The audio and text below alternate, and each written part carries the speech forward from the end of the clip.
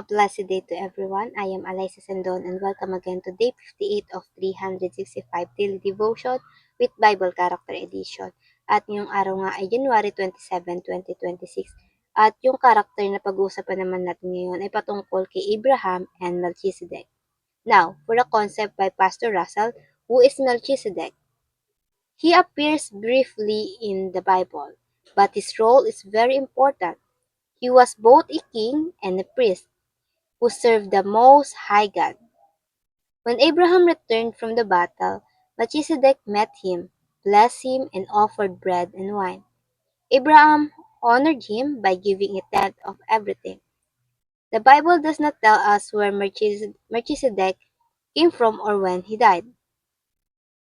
This silence is intentional. In Hebrews, God uses Melchizedek to help us understand Jesus. Melchizedek is not Jesus himself, but a picture pointing forward to Jesus. He shows us that Jesus would be a greater and eternal priest chosen by God and not by family line, who brings blessing, peace, and salvation to His people forever. Now, short story lang po.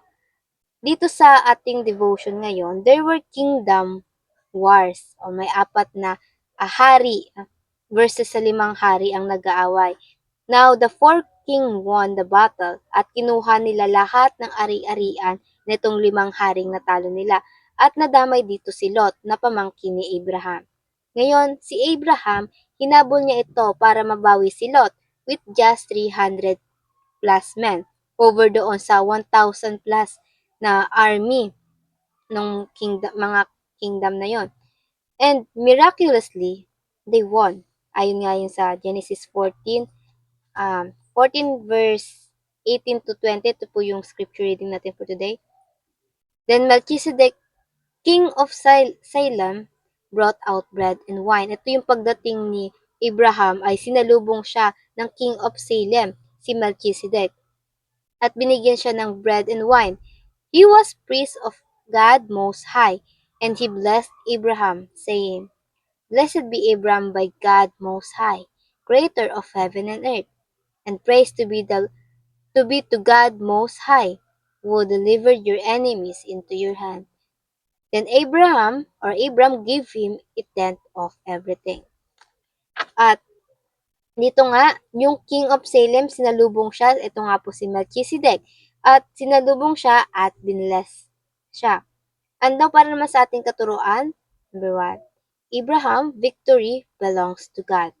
So, ang katagumpayan ni Abraham ay katagumpayan ng Diyos. Ayun nga sabi sa Genesis 14 verse 19 to 20. He was priest of God Most High and he blessed Abraham, saying, nanalo siya na over doon sa 1,000 men over doon, kahit na siya ay mayroong 300 plus men lang at ito pa ay hindi hindi pa sila yung mga army talaga. Sila ay mga skilled lang because God is with him. Nanalo siya hindi dahil sa dami ng kanyang mga tauhan, kundi God is with him. God is enough to fight for the battle. And pangalawa, Abraham honors God with his wealth. Nabawi niya hindi lang si Lot, but lahat ng ari-arian. So to honor God, binigyan niya lahat ng 10 bahagi kay Melchizedek. And Abraham is zealous for God's glory. Ibig sabihin ng zealous is passionate to give God glory.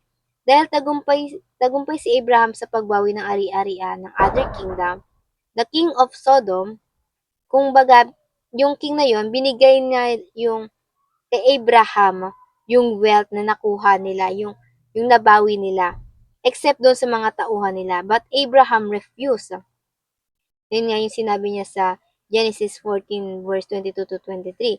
And he did not accept their offer para hindi siya masabi nilang sila yung nagpayaman kay Abraham, but bagkus ang Diyos.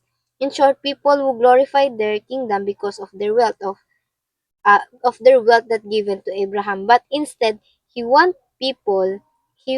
Abraham want people to remember that the one who gave him his wealth is only the God.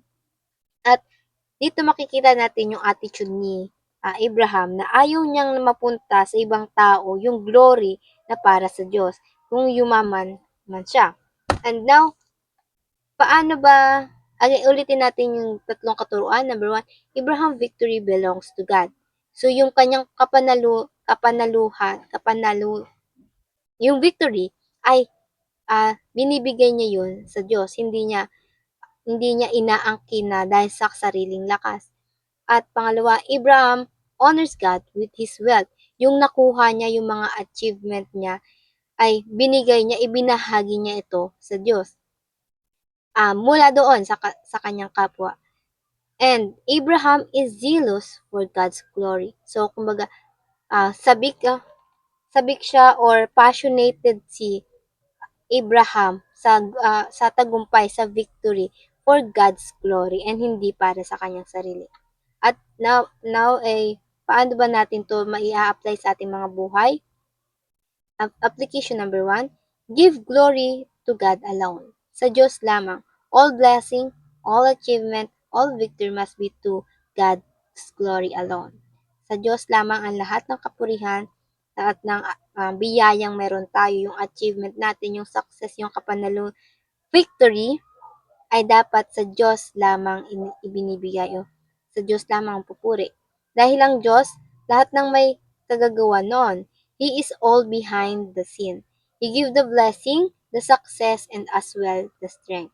Hindi mo yun magagawa kung wala ang Diyos sa piling mo.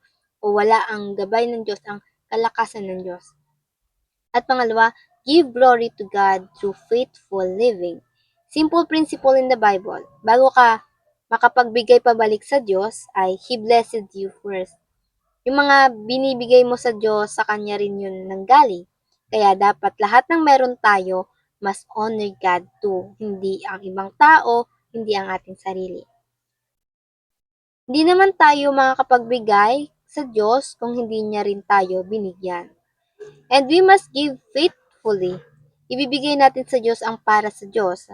And something na may kurot talaga sa ating mga puso dahil what we give to the Lord is what is more important to us.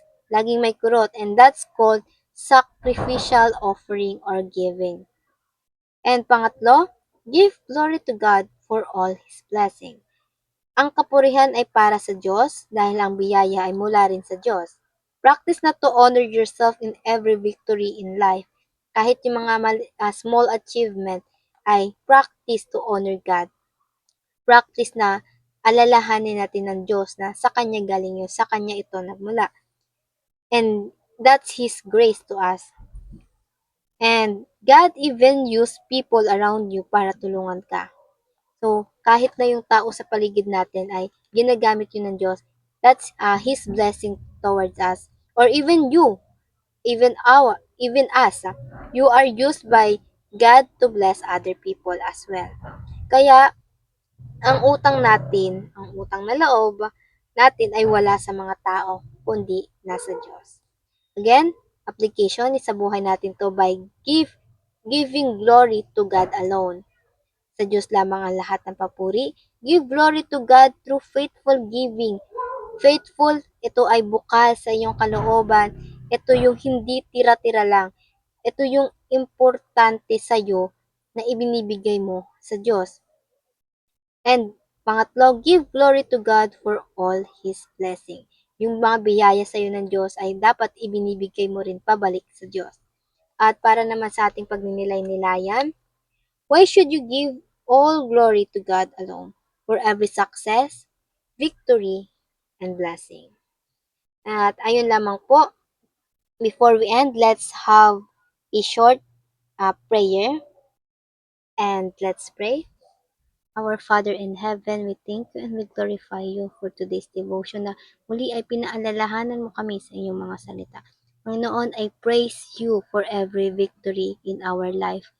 We glorify you, Lord God, na kayo ang siyang tumulong sa amin sa bawat pagsubok, sa bawat desisyong aming hinaharap, sa bawat battle sa aming mga buhay, sa bawat challenges, Panginoon, nandun kayo at binibigyan kami ng lakas, Panginoon. Kami ay lubos na nagpapasalamat, Panginoon, at pinalalahan mo kami sa buhay ni Abraham at Melchizedek, Panginoon, na hindi lang dapat salita ang aming papuring ibibigay sa inyo, Panginoon, bagkus gano'n din sa aming mga yaman, sa aming offering sa iyo, Lord God. Tulungan mo kami maging bukas palad sa iyo, Panginoon, at ibigay kung ano ang nararapat para sa inyo. Panginoon, kayo nawa ang siyang manguna palagi sa aming mga dinadaanan, magliwanag kayo sa aming mga daan, at kayo na rin po nawa ang siyang madakilan ng bawat tao sa aming ginagawa. Ayun lamang po. Again, thank you, Lord God, and for every day, Lord God. In Jesus' name, amen and amen and amen. At ayun lamang po, I hope marami tayong natutunan at matututunan pa. And I pray na sama-sama sana tayong lumago para sa Panginoon. And see you again tomorrow for our devotion. Have a nice day ahead and God bless.